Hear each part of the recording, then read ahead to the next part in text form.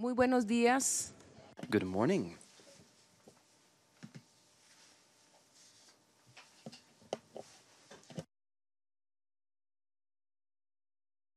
Good morning, distinguished delegates. I call to order the 19th plenary meeting of the United Nations Conference to negotiate a legally binding instrument to prohibit nuclear weapons, leading to their total elimination. At this point, the conference will continue its consideration of Agenda Item 9 and Cluster 6, which includes Articles 11 to 21. From yesterday's meeting, 4 delegations were still on the speakers list to conclude this topic. I now have other delegations who are requesting the floor to discuss this topic. Once we conclude that list of speakers, we would then move to give the floor to civil society. Likewise, you have now had the opportunity to review the revised version of the preamble. I can now explain the modifications that were made. We can do this now together, and later on I think it will be necessary to consult with the Bureau so that, to the extent possible, this morning meeting,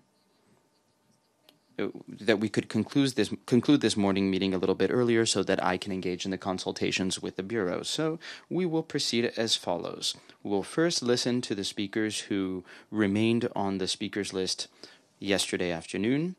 We have Ecuador, Indonesia, Venezuela, and Mexico. I give the floor to the delegation of Ecuador. Thank you very much, Madam President. Good morning to you. Good morning to each and every one of you. I would like to briefly refer to and react to a proposal that I heard yesterday regarding Article 19. We were very concerned in my delegation to hear that the proposal aimed to subordinate the treaty that we are discussing here to other instruments, particularly the Non-Proliferation Treaty, NPT. Once this treaty comes into it's as if once this treaty comes into force, it will not have its own life and it will not have its own legal independence, and this is a mistake from a technical perspective. But what concerned us most is that it was even stated that the new treaty, were there a conflict in terms of its interpretation, should be subordinate to the interpretation of the NPT. And we were worried about this because, unfortunately, a few states, due to their own interests, have interpreted the NPT in a way that we are completely in disagreement with. And I recalled that in December of 2006, the then Prime Minister of the United Kingdom, Tony Blair, mentioned at the Parliament, so it was not a personal statement, but rather an official statement, that, and I would like to read this in English for you. Under the NPT, those who are the major nuclear powers can remain nuclear powers. 2 months later, the Prime Minister Blair once again at Parliament mentioned in February of 2007, NPT makes it absolutely clear that Britain has the right to possess nuclear weapons. Of course, I cannot state if that is the position, or if it still is the official position of the government of the United Kingdom or of other nuclear weapon states that are parties to the NPT, but we have heard these types of arguments and these types of interpretations. This interpretation is a mistake in our view, but there we have a question. Does this mean that the proposal that the NPT, or rather that the treaty that we are discussing right now and that will come into force, should be subject to that interpretation? My delegation is thinking, we're considering if the proposal regarding Article 19, should that proposal be eliminated from the draft? That is our question. Because it is complicating the discussion and it is generating confusion regarding legal realities. There are general standards for interpretation and general standards in terms of the coordination between treaties. Of course, we have not made a decision on this article in our national capacity because we are carefully following other proposals. That was presented by Malaysia, for example, we think is very interesting. So because we think that it better organizes the various issues, but I think we have to be very careful. My delegation, Ecuador's delegation, did not come here to negotiate a protocol of another instrument. We came to negotiate a separate, independent instrument, even though it is, of course, related to and it is part of the larger architecture of nuclear disarmament. Thank you very much, Madam President.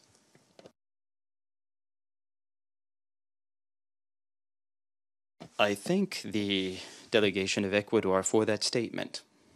I now give the floor to the distinguished delegation of Indonesia, followed by Venezuela, Mexico, Fiji, Singapore, and Thailand. Thank you, Madam President, and good morning to everyone.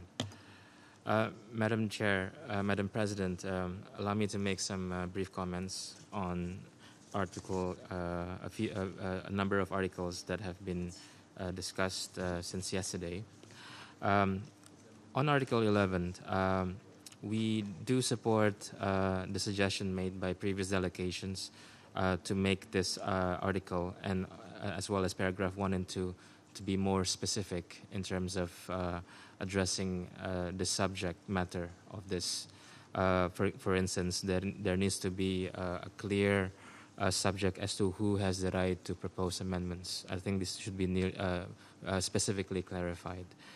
Secondly, on Article 11, I do support suggestions made by previous delegations to that amendments should be adopted more than 2/3. I think there was a proposal to have it 3/4, and this is something that we could live with. And then finally, on Article 11, we do support the Irish proposal with regards to optional protocol, so as leaving us more room to discuss in the future for the possibility of having an optional protocol of this treaty. On Article 13, with regards to universality, we do support this current paragraph as it is drafted now, but we do believe that that this paragraph could be further strengthened as to make it more proactive. We do support the logic that was suggested by the delegation of Egypt yesterday to replace attracting with other words that was proposed yesterday. But on this specific paragraph, as I mentioned earlier, we do want it to make it more proactive. So we would like to propose one word in this paragraph, and that word is to promote. So not only to encourage states, but also to promote. So it would read as follows: each state party shall promote and encourage, so as to make it more proactive and so as to make it more engaging in terms of how we advocate the need to have complete universality of this treaty. Madam President, I'd like to proceed now to Article 18. We do subscribe the logic that was presented by the esteemed delegation of Liechtenstein on the need to simplify the paragraphs under Article 18. But I do want to register our view on this particular article, specifically on withdrawal. We do believe that it is the sovereign right of each state party to withdraw. However, we do want to point out that this should be done in the most proper way, because for us, we view that withdrawal of this treaty would somewhat constitute a threat to international peace and security. So I think there should be provisions there that would not necessarily create additional burden or hurdles for states to withdraw, but at least this action should be taken very seriously by state members and state parties to this convention. Next is on Article 19, Madam President. We've heard many views and many arguments on Article 19. There were some proposals also made with regards to Article 19. We just heard a proposal to, in fact, delete Article 19. We do see merit of it. We view that based on the Vienna Convention on Laws and Treaties, it notes that when a treaty is subject to another or earlier treaty, then the provisions of that treaty will prevail. So there is, in fact, merit behind the suggestion made by the delegation of Ecuador. But also, on the other hand, we could also explore other possibilities on how to strengthen Article 9. Article 9 relates to existing treaties. The way it is drafted now, it refers to the NPT, and there were also suggestions made yesterday to refer to other treaty, such as the CTBT. But I think there is another way of looking at this Article 19. Article 19 could be defined also when referring to other treaties, could be defined through rights and obligations. I think when it comes to NPT especially, and with relations to this treaty, we need to clearly define them in terms of rights and obligations. And then when it comes to rights, for example, we should clearly stipulate that it is indeed the right of states parties to acquire nuclear technology for peaceful purposes. That is, I think, should be stressed out as the right. And the second part is on the obligations. I think there are many provisions that we can quote, among others, the production, the transfer, the use, the modernization, all that. This could be clarified. This could be specified under the obligations. So essentially, what we are proposing is a new way to define and to look at Article 19, so that it would be compatible to countries that are eventually who will be party to this treaty. I think I leave it at that, Madam President, and I thank you.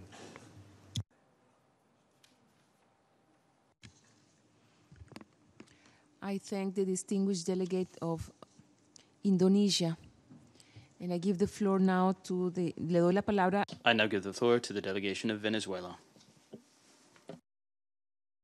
Thank you very much, Madam President. Good morning to you and to the members and the various delegations and members of civil society who are accompanying us today.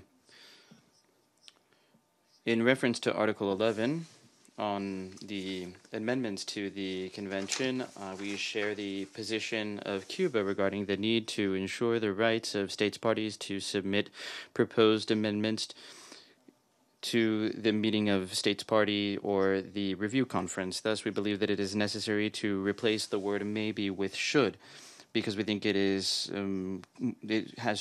provides stronger emphasis, as indicated by other delegations yesterday. In terms of Article 12 on settlement of disputes, as has been mentioned already by some speakers, we believe that we need a sequential focus on the means of dispute settlement. So we believe that first, we should favor direct negotiation, or we should facilitate the resolution of the settlement. Likewise, in terms of the use of the International Court of Justice, this should be based on mutual consent between the parties. In order to simplify this article, we could delete the second paragraph. Article 14, as was expressed by various delegations, I think would be necessary to adjust the language that has been submitted, eliminating the last 5 words before its entry into force. In terms of 17, in terms of the reservation, we believe that this mechanism is related to the convention and other articles. We agree that under the nature and the scope, in terms of peace building, this instrument should be exempt from reservations in step with international law, particularly the Vienna Convention on treaties.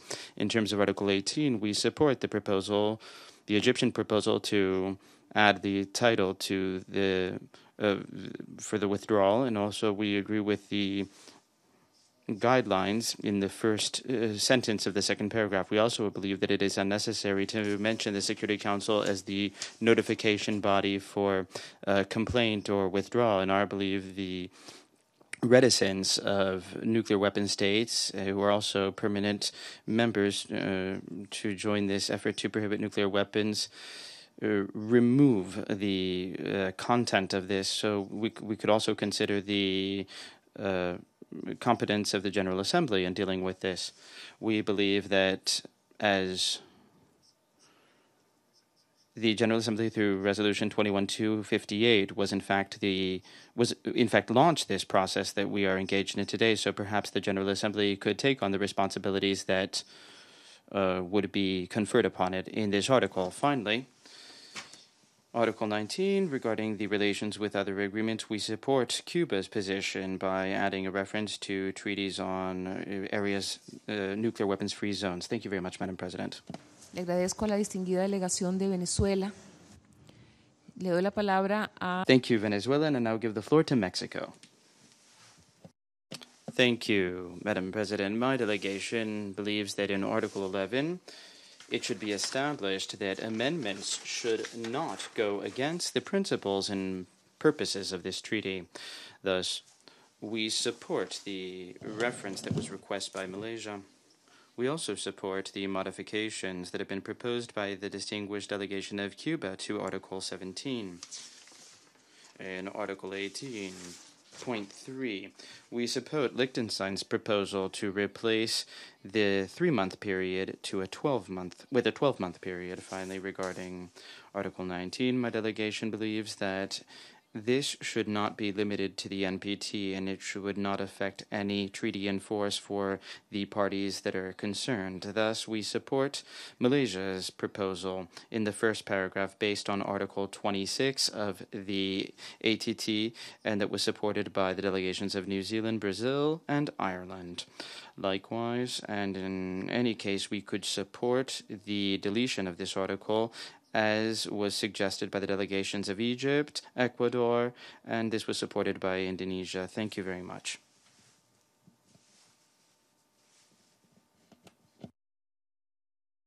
I thank the distinguished delegation of Mexico for that statement. The floor to the delegation of Fiji. Thank you, Madam President, and good morning. Good morning, fellow delegates, as well as the representatives from civil organizations. My delegation this morning would like to register our support on the concerns and the issues reiterated yesterday by the delegation of the Marshall Islands. Unfortunately, do not have time yesterday to be able to raise this. Would like to register our support, in effect, for all those concerns. My delegation and, of course, the Pacific as a whole would like to concur with the fact that nuclear testing in the Pacific defines who we are, and that over the years, the threats, the ramifications, and the implications of more than 300 nuclear tests without any compensation to our people and to the basis of our existence, which is the environment, is something that we will continue to ponder upon.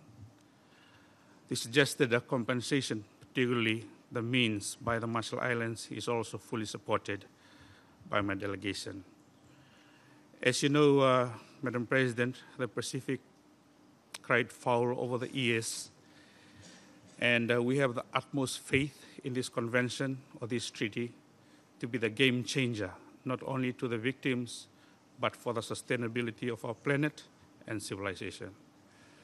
In that regard, my delegation essentially supports New Zealand's and other delegates' proposal on Article 17 of the instrument.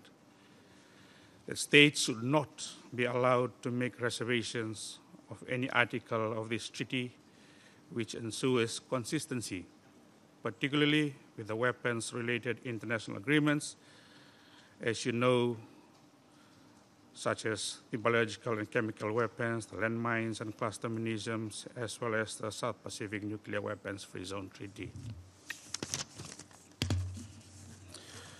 My delegation also would like to flag a bit of concern on Article 16, particularly on entry into force, to ensure that the wording somehow guarantees that entry into force must not be contingent upon the ratification of any particular state or group of states.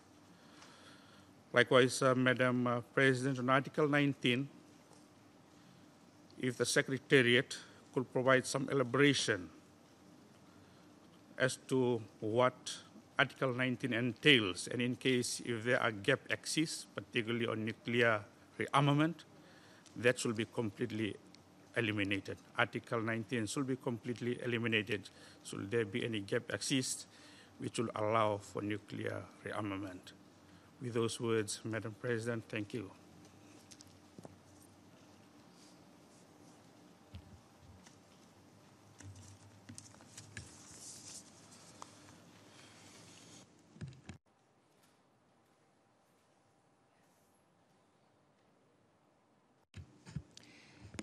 Le agradezco a la distinguida delegación de Fiji. Quisiera...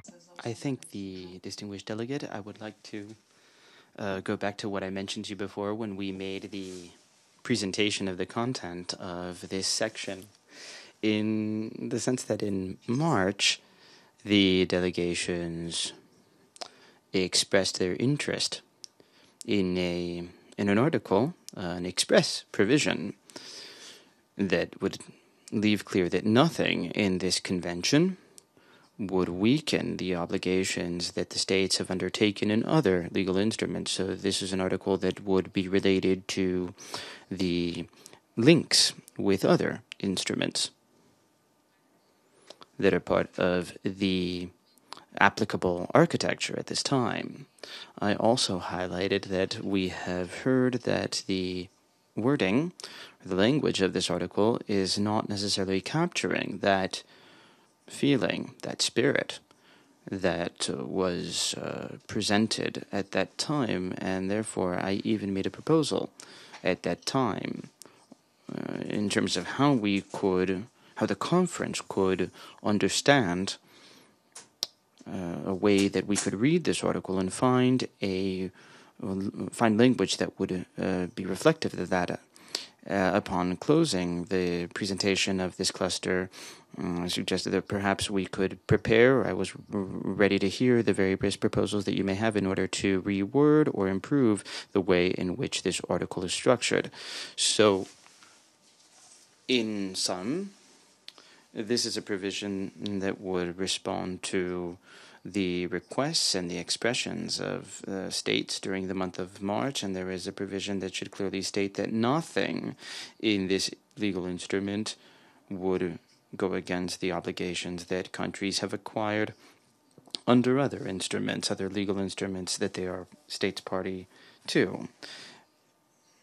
And in order for there to be no doubt that there are alternative paths, but rather to show that we are finding a way of supporting and supplementing the current architecture.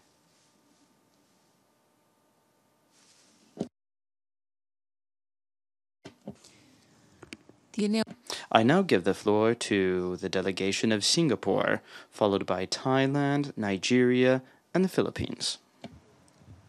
Thank you, Madam President, and good morning, colleagues. Singapore aligns itself with the statement delivered on behalf of ASEAN on this segment by Malaysia yesterday. We would like to add the following points and proposals in our national capacity. First, we consider that the number of ratifications required for the entry into force of the treaty has been presented is a reasonable number, balancing between the two, perhaps conflicting objectives that has been eloquently laid out by speakers during the debate yesterday. Second, we share concerns raised in relation to the role of the Security Council as contained in paragraph 2 of Article 18. We understand that such a provision is contained in other disarmament treaties, including the CWC. The unique nature of the circumstances we are confronted with, at least for the near future, would call into question the utility of providing notice to the Security Council regarding any state party's intention to withdraw. For this reason, we see merit in further consideration of the suggestion made by Kazakhstan to replace Security Council with General Assembly. Third, almost entirely similar to Cuba's proposal, we have a proposal to make in relation to Article 19. Our proposal, which includes tweaks to Article 19, would read, "Nothing in this convention shall be taken to affect the rights and obligations of the states parties under the Treaty of the Non-Proliferation of Nuclear Weapons, the Comprehensive Nuclear Test Ban Treaty, and treaties establishing nuclear weapon-free zones." I would add that we have heard many good proposals over the course of yesterday's discussion in relation to Article 19, and will consider the proposals that we have tabled in light of the other suggestions. Lastly, we heard a suggestion yesterday to delete Article 13 on universality, Madam President. We attribute the utmost importance to the eventual universalization of the treaty. We are thus of the view that the provision on universalization should be contained in the treaty. Having said that, we remain flexible on the wording and the placement. We have no difficulty with the current formulation to encourage non-states parties to ratify, accept, approve, or accede to the convention, but note that this leaves considerable room for interpretation in practice. One possible way to rectify this, or to strengthen the idea of universalization, is to add a paragraph in the preambular section, similar to language used in the Convention on Cluster Munitions. The paragraph in the preamble that was referred to reads, emphasizing the desirability of attracting the adherence of all states to this convention and determined to work strenuously towards the promotion of its universalization and its full implementation. As mentioned, we remain flexible on the wording and placement of this paragraph, and we had heard good editorial suggestions from Egypt yesterday in relation to the replacement of the word attracting. We are also open to strengthening the paragraph and will positively consider the suggestion presented by Indonesia. I thank you, Madam President.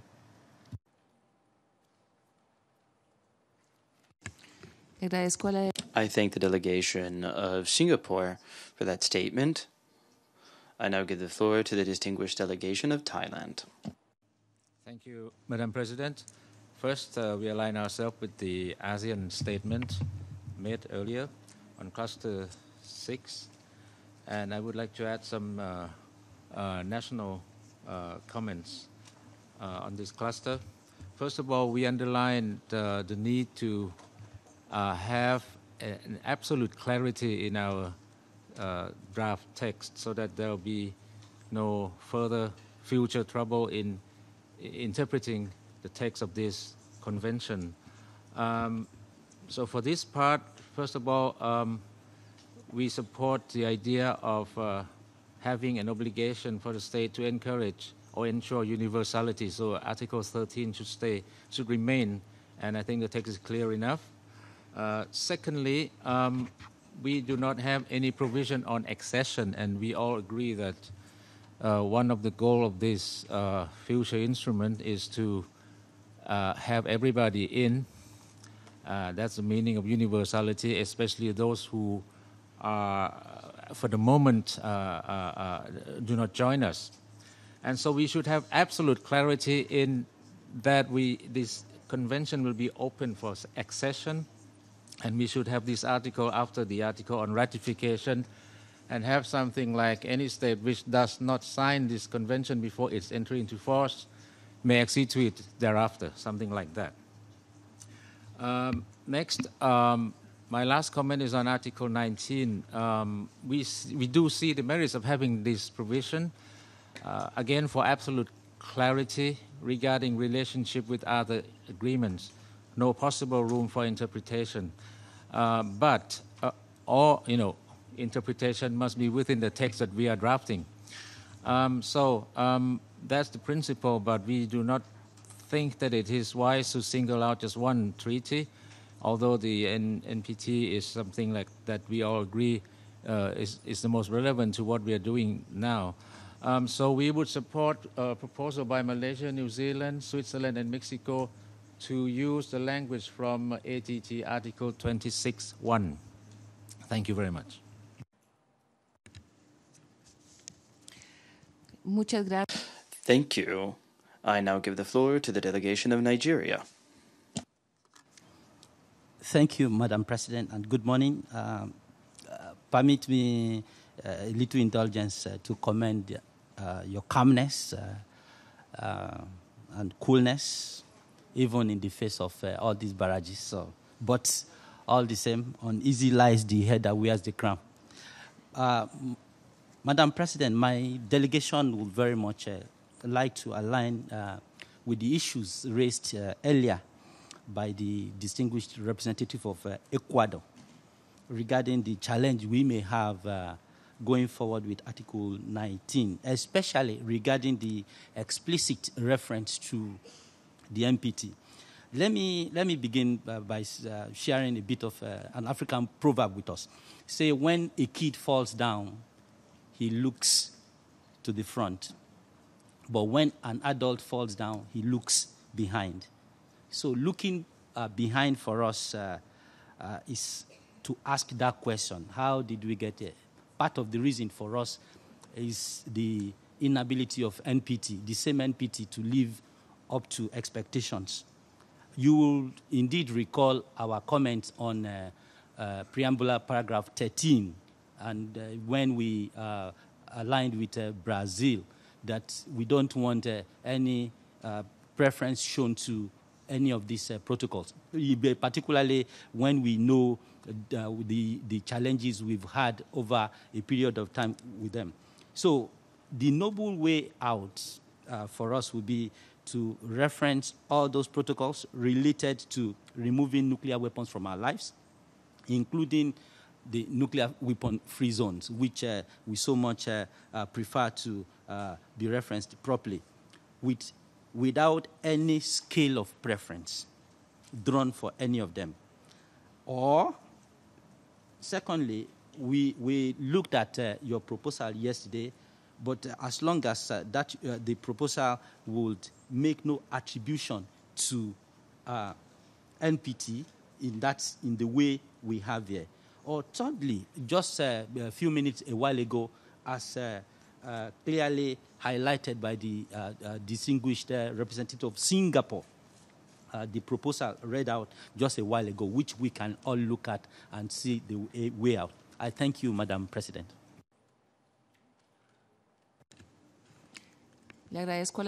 I thank the delegation of Nigeria for that statement, and I now give the floor to the delegation of the Philippines.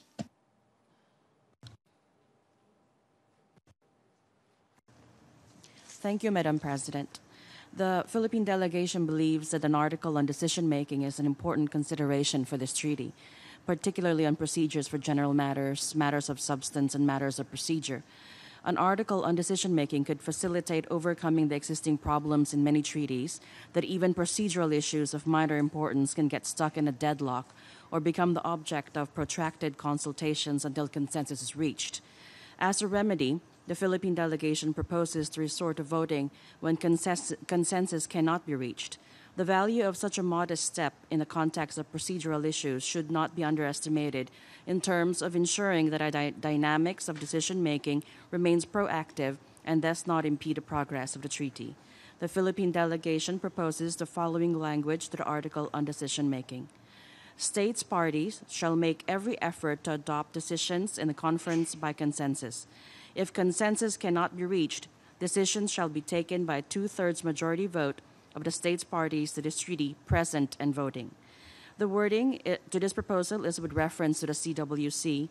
The Philippine delegation is open to other suggestions on the wording of the proposed article and is flexible as to its placement in the draft, perhaps after Article 11 or Article 12. Thank you, Madam President. I thank the delegation of the Philippines for that statement, and I now give the floor to the delegation of Peru, followed by Guatemala, Malaysia, and Argentina. Good morning, Madam President, and all of the delegations that are here today. The institutional part of the treaty is important for my delegation because the wording of these articles will affect the effectiveness of this instrument. In order to ensure an effective and strong instrument will be important for the impact and the success of it. In terms of Article 11, we believe that the text should be adjusted. Thus, we support Malaysia's proposal to establish that we would not accept amendments that would go against the goals and the purposes of this treaty. We also believe that it is interesting to consider the proposal for the first paragraph of Article 11. This is from the Cuban delegation to change the term maybe to shall. We believe that it is more in step with our goals in this paragraph. Article 13 on universality. On that point, we believe that the text should establish an affirmative obligation to all states party to the treaty to promote the norms that are established, including informing the purpose and its context so that it encourages other states to join the convention. And this would be based on the example of the Convention on Cluster Munitions. Regarding Article 17 on reservations, my delegation supports the proposal that was very well put forth by Cuba, and that the reservations should not just be circumscribed to the articles of the treaty, but rather to the treaty as a whole. This is all for the moment. Thank you very much, Madam President. Le agradezco. Thank you very much, and I now give the floor to the delegation of Guatemala.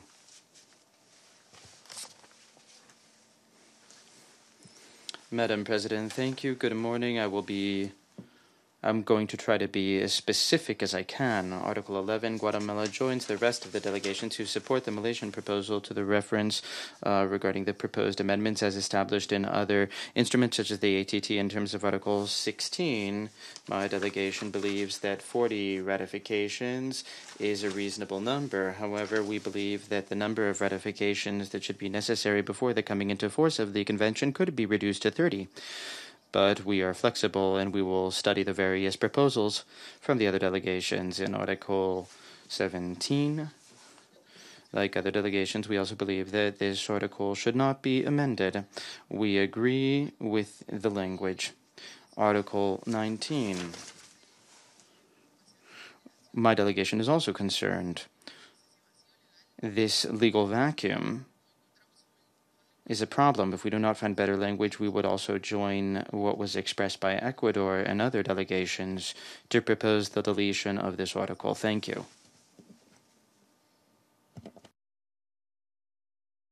I thank the delegation of Guatemala for that statement. I give the floor to the delegation of Malaysia, followed by Argentina.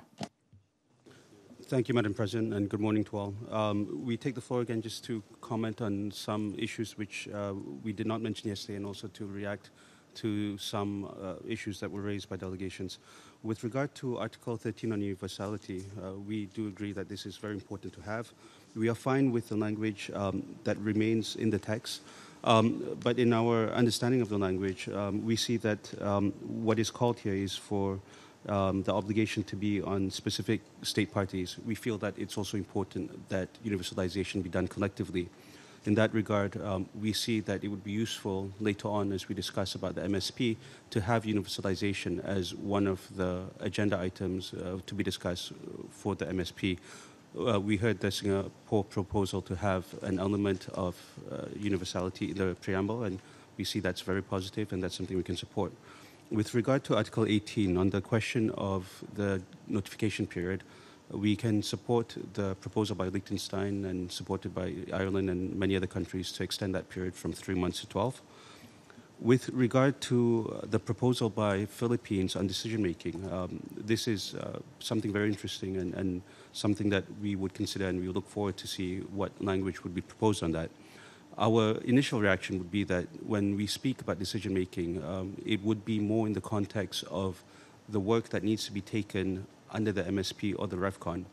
That being the case, if we are indeed going to have an element of decision-making within the text of the treaty, we see that it would be appropriate to look at that in the context of giving power and authority to the meeting of state parties or the REFCON to take decisions in the future, and not necessarily in its own separate article. Having said that, this is something that needs to be considered further as to whether it would indeed be necessary to have it explicitly in the article, in the convention, even if it is within the article on MSP, or is this something more to do with the rules of procedure for the MSP that should be discussed later on? But nonetheless, we see that it's a good point.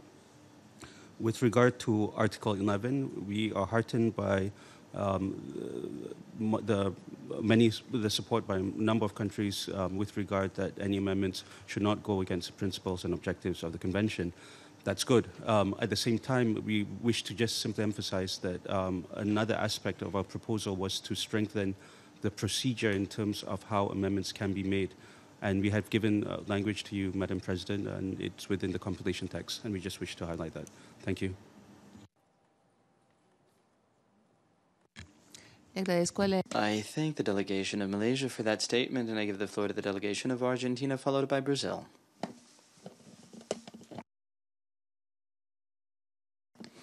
Good morning. Thank you, Madam President. My delegation is speaking for the first time on these articles. We have very carefully followed the various proposals that have been made, and we believe that the majority of them truly enrich the draft of this treaty. On Article 19,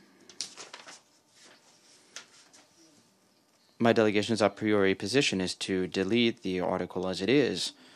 We understand that the strengthening and the connections with other treaties should be established in Article 3, 4, and 5, first and foremost, in this draft. But we were very carefully following Malaysia and Singapore's proposals, and we believe that we could support both proposals.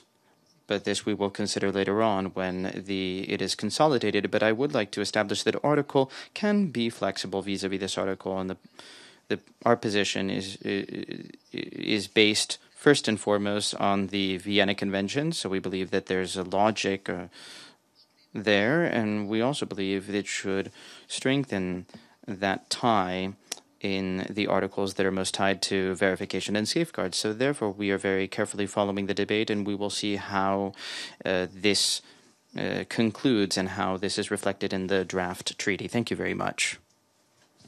I thank Argentina, and I now give the floor to the delegation of Brazil. Thank you very much, Madam President. Good morning. From Brazil as well. I would like to... We have, I think, a very good series of proposals here, and I think there's a great deal of convergence, and this helps us a great deal. This helps us make an important step forward in terms of achieving a second version of this text. However, I would like to make a comment on two specific proposals that have been made that I think were put forth, but perhaps were not discussed in depth. But in our opinion, these are proposals that could affect very negatively a future treaty, thus depriving it of its main goal of prohibiting nuclear weapons. I would like to refer to a proposal that was put forth by the Netherlands to include in Article 9 a clause that would subordinate the treaty to the NPT. And I believe that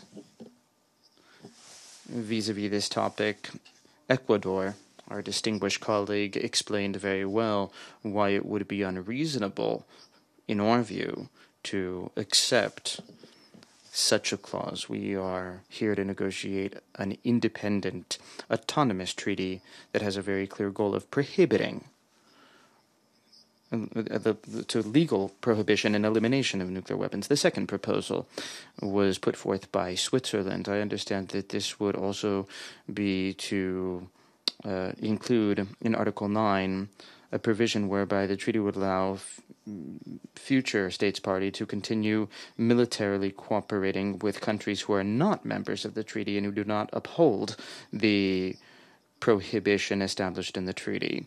This article would be a version of an article related to the interoperability of the treaty. This exists in the CCM. But in this case, I believe that it would not be acceptable in light of the spirit and the goals of this treaty. I think it would not be proper to include such a provision or clause because this would create a very large vacuum, a kind of exceptionalism that could affect as a whole the effectiveness of this treaty in the future. So so Brazil would not be able to provide its support to these two proposals. Thank you.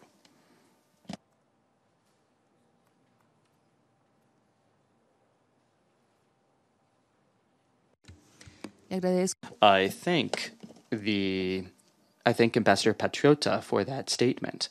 We have no more delegates who wish to make comments on this cluster. So we can now move on to give the floor to civil society so that they can make their statements. So we would like to begin by inviting Mr. Sharon Dolev of ICANN. Thank you, Madam President.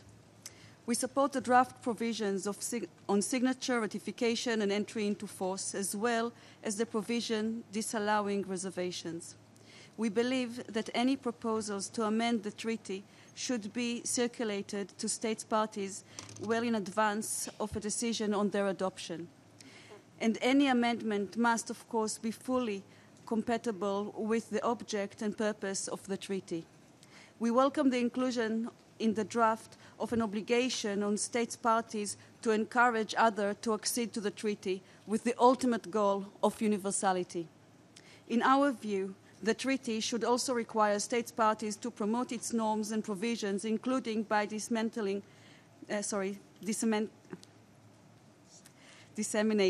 information on its content and purpose to elected representatives, relevant national bodies and public servants, its military and members of the public.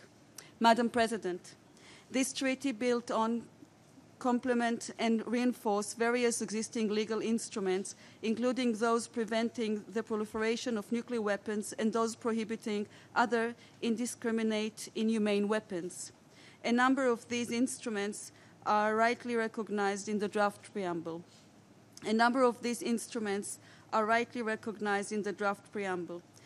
We believe the draft Article 19 places undue emphasis on one treaty over the other.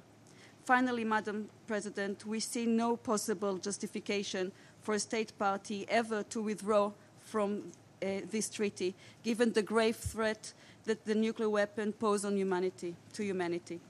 The treaty should specifically state that no withdrawal is possible. We note that a number of other important treaties, including no less the Charter of the United Nations, do not allow for withdrawal. Our message must be clear.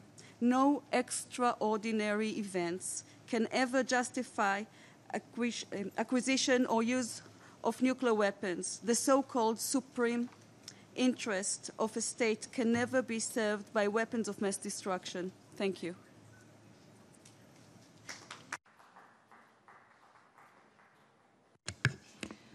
I thank Ms. Sharon Dolev from ICANN. Let me give the floor now to Dr. Matthew Bolton, the Pace University and the International Disarmament Institute. Thank you, Madam President. This convention aims to stigmatize nuclear weapons.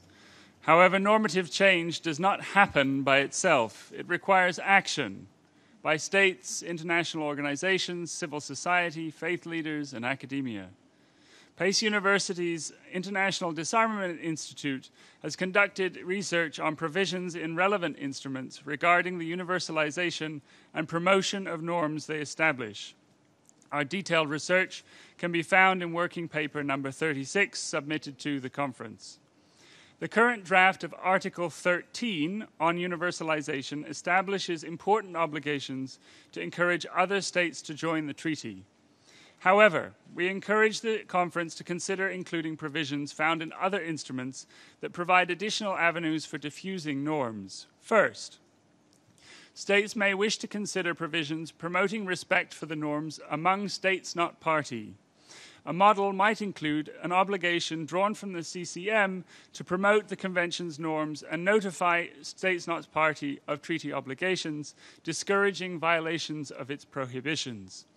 An alternative model might be Common Article 1 of the Geneva Conventions, in which states must respect and ensure respect for the prohibitions.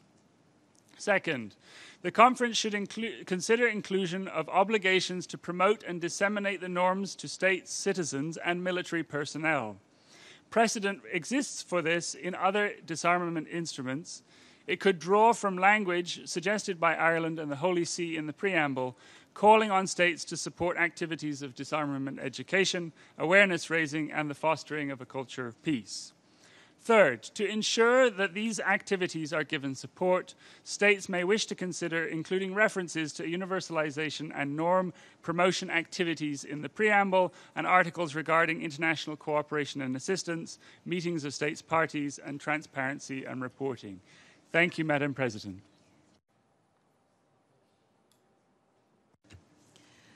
I thank Dr. Matthew Bolton from Pace University. I give the floor now to Alimhan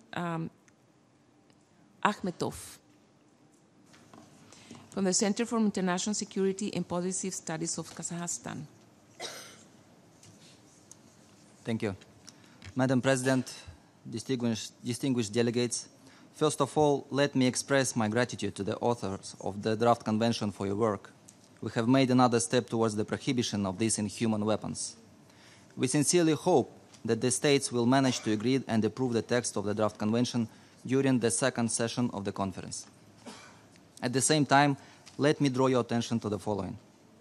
The draft convention on the prohibition of nuclear weapons seeks to address two issues: the prohibition and elimination of nuclear weapons. Aspiration to address these issues in one document, in our opinion, causes many questions. For example, attracting the IAEA. This may lengthen the negotiation process and distract from the main objective of developing and adopting the convention, filling the legal gap on the prohibition of nuclear weapons. We think it is important to stress that, in our opinion, the draft convention is aimed to formalizing the point of no return, the signing and entry into force the first international treaty on legal prohibition of nuclear weapons. Taking this into account, we think that a legally binding instrument on the prohibition of nuclear weapons should consist at least of two parts. These are complete and comprehensive prohibition of nuclear weapons, Convention 1, let's say it, elimination of nuclear weapons, time frame and mechanisms of verification, as well as the establishment of a specialized agency for these purposes, Convention 2. In this regard, we think it is appropriate to reflect the Articles 2, 3, 4, 5, 9, 10, and the Annex in the Convention 2. We think it is appropriate to include in the draft convention an additional article that, noting nothing in this convention shall be interpreted as affecting the inalienable right of all the parties to the convention to develop research, production, and use of nuclear energy for peaceful purposes. The title of Article 18 is proposed to be outlined with the wording duration and withdrawal from the convention. Moreover, paragraphs 2 and 3 are proposed to be deleted and outlined in one paragraph with the following wording: withdrawal from this convention shall not be permitted. Taking into account that nuclear weapons threaten the very survival of humankind, the proposed standard wording on the right of state to withdraw from the convention to protect the supreme interests of the country seems rather absurd. Madam President, distinguished delegates, these and other equally important issues are outlined in details in the Center's working paper 31. Thank you for your attention.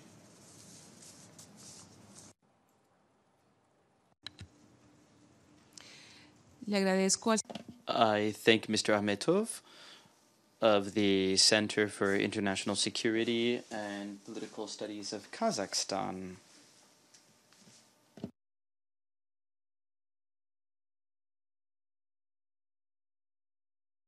We've concluded our review of the last cluster,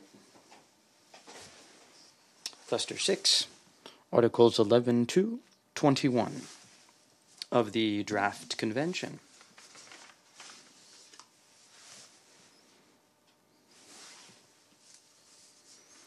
In general, it is clear that we have maintained a significant level of convergence in the various proposals that have been put forth by the delegations, and there is significant space to build a revised version of the text.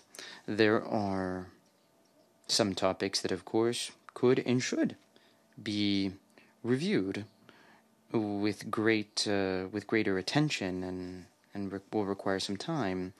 Before concluding this stage of our first reading, there was even a comprehensive proposal to reword or change the structure of Articles 2 to 5. As we had mentioned before, this is a very important, a central part of this legal instrument. I have asked some delegations to please negotiate and come closer so that we can have a new proposal that we would be able to discuss. To that end, I would like to take this moment to explain to you the various adjustments in the revised version of the preamble. We will have to engage in some consultations with the Bureau, so we will suspend this session so that we can consult with the Bureau, and then we will return in the afternoon session and determine how we can engage in a review of these topics that were pending, so that we can resume our consideration of them and review them before being able to state that we have concluded the first reading of the text.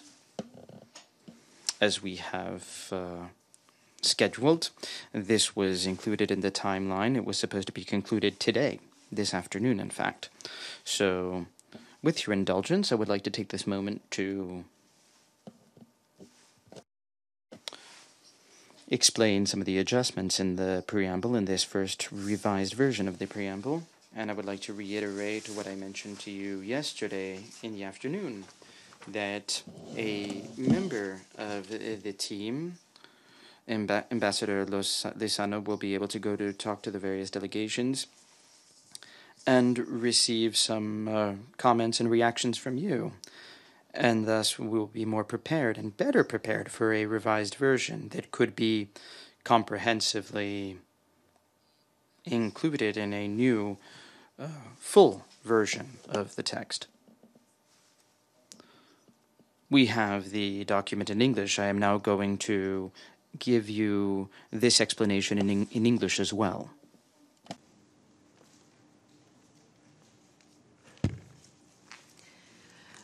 As I mentioned yesterday, we received a total of nearly 36 proposals for new paragraphs by delegations. Therefore, in addressing the numerous suggestions for new language and paragraphs, I have incorporated those elements where there were more convergence and convergent views, and where the proposals could take the preamble closer to consensus. In the interest of keeping the preamble as focused and concise as possible, I have sought as far as possible to consolidate similar proposals, to integrate requests for new elements into the existing structure, and to strictly avoid any repetition of ideas, concepts, or elements in the text.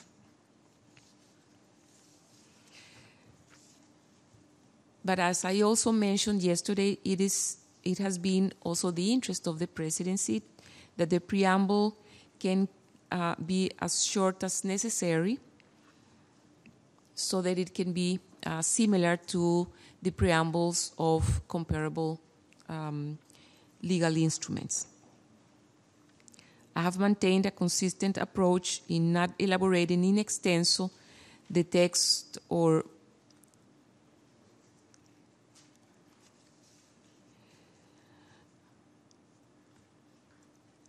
include the complete proposals that were presented in an extensive manner. Let me highlight some of the most significant changes and additions to this revised preamble. Paragraph 1 remains unchanged. In paragraph 2, we have tried to incorporate the notion of the risks posed by the continued existence of nuclear weapons, and included reference to the finding that the consequences of nuclear weapons cannot adequately be addressed by any state or institution. We have also reflected the notions that nuclear weapons pose a threat to the survival of humanity and of the impact and the impact of health of current generations, as was requested in the room. Paragraph 3 has been expanded to include reference to the unacceptable harm caused to the victims of nuclear weapons, as well as the recognition of the disproportionate impact of nuclear weapon activities on indigenous peoples. The section on international law and international humanitarian law, as many delegations suggested, this section begins with a reaffirmation of the need for states to comply at all times with international law, including international humanitarian law and international human rights law. The paragraph on international humanitarian law has been revised and now includes references to all the various rules that delegations proposed should be included. The paragraph on the illegality of the use of nuclear weapons now includes a reference to the threat of use. The paragraph on the Martens Clause has also been substantively revised as proposed by a number of delegations. The third section of the preamble that builds the link with the United Nations and the disarmament machinery. In paragraph 7 remains unchanged, as in light of the methodology I explained above, I have avoided elaborating in extenso the text of well-known principles.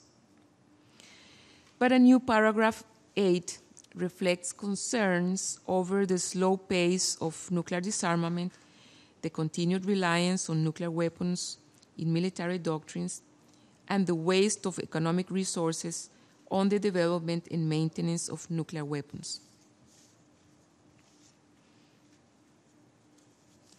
Former paragraphs 8, 9, and 10 have been completely revised following from the comments by delegations. The new paragraph incorporates various suggestions and now includes reference to a legally binding prohibition as a step towards the irreversible, verifiable, and transparent elimination of nuclear weapons.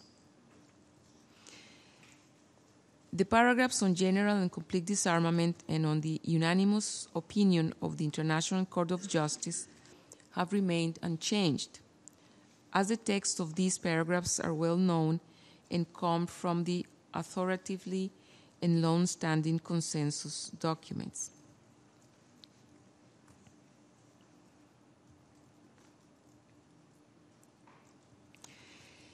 Quisiera hacer I would like to give a more detailed explanation of the topic regarding the paragraph on the International Court of Justice.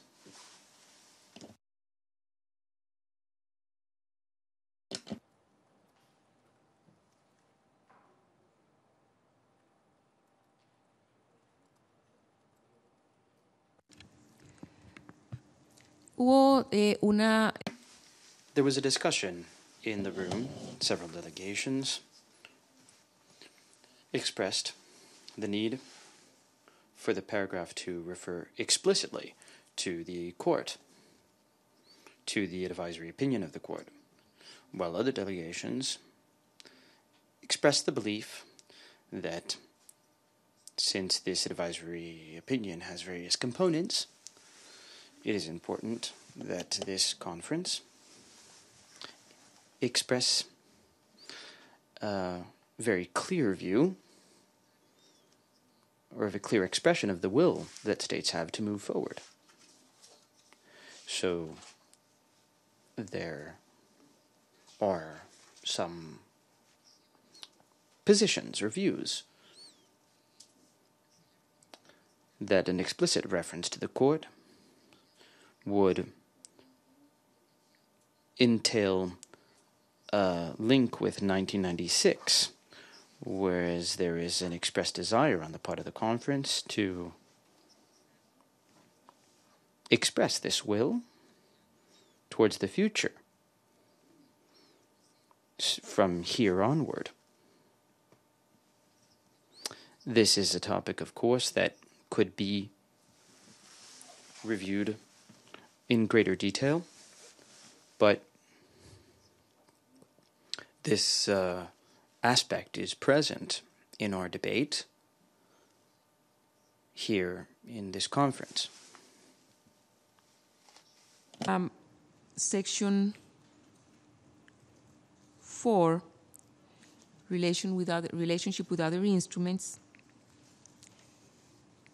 The paragraph on the relationship with other instruments has been reorganized and consolidated along the lines of the many suggestions made by states. In its revised form, it remained possible to keep the various elements combined in a single paragraph, while adding a reference to the pillars of the NPT, which included disarmament, non-proliferation, and the peaceful uses of nuclear energy, as well as a reference to the verification regime of the CTBT, which includes its international monitoring system as well as the other components of the regime, which will become effective upon entry into force of that treaty.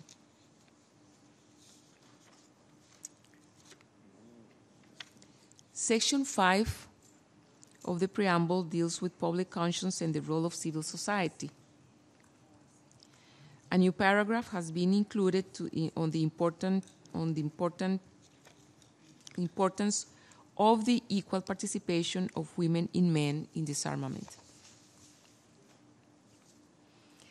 In the final paragraph, as suggested by a number of delegations, new elements have been added to make it more inclusive, including references to other international and regional organizations, the Red Cross and the Red Crescent movement, religious leaders, parliamentarians, and academics, as was suggested from the floor.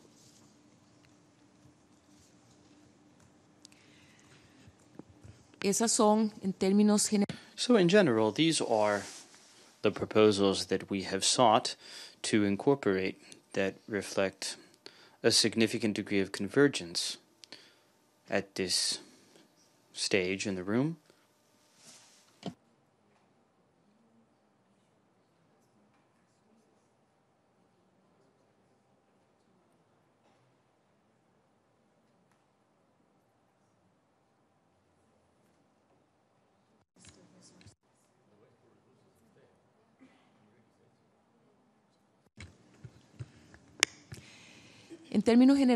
In general, there has been a significant degree of convergence in our discussions, and this is something that we have tried to put forth in this first version. My colleague will be available to talk to you and hear your comments and suggestions, and we are now going to suspend the session so that we can have a meeting here with the Bureau, and we will return here at 3 p.m. so that we can conclude this reading, this comprehensive reading, this first comprehensive reading of the text.